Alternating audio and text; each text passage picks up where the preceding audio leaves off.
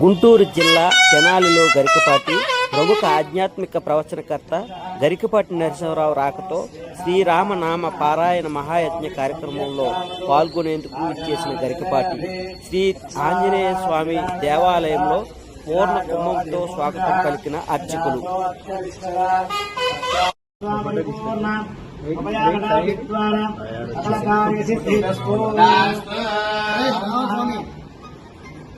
శేషవస్త్రం సమర్పయామి. నమో నమో భవతి